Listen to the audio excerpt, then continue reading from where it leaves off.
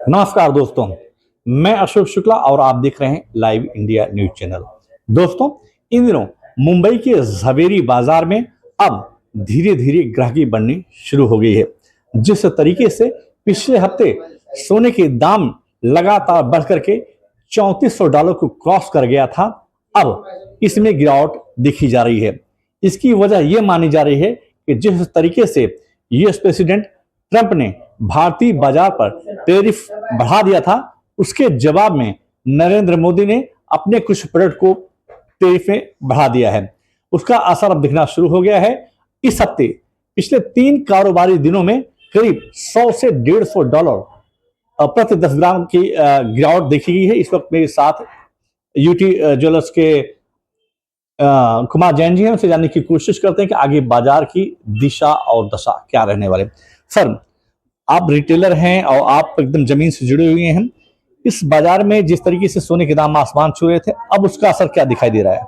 बिल्कुल 100% अब के बाद $150 टूटे हैं टैरिफ, ट्रंप की टैरिफ की वजह से। एक ही कारण है, मोदी ने ऐसा जवाब दिया है कि उसने उसका पहला स्टेटमेंट आया कि टैरिफ पे टैरिफ लगेंगे और टैरिफ पे टैरिफ लगा दिया, उसने 50% कर दिए, लेकिन गोल्ड को छोड़ा, बाकात रखा। हमारी रिक्वेस्ट गई, जीजेईबीसी की रिक्वेस्ट गई, न कारण बनाया और सोना घट गया।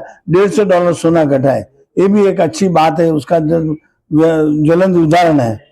अगर आप पिछले 15 दिन की बात करें तो पिछले 15 दिन में ग्राहकी कैसी रही? क्योंकि लोग जो है कहीं ना कहीं इस प्राइस पर खरीदारी नहीं करते देखे जा रहे। आपके हिसाब से रिटेलर का क्या मत है? नहीं, मेरी अपनी ग्राहकी है। वैसे मेरे अपने कस्टमर आते हैं और लेके ही जाते हैं, 100% लेके जाते हैं। 100 साल पुरानी दुकान है, ये भी एक अच्छा कारण है।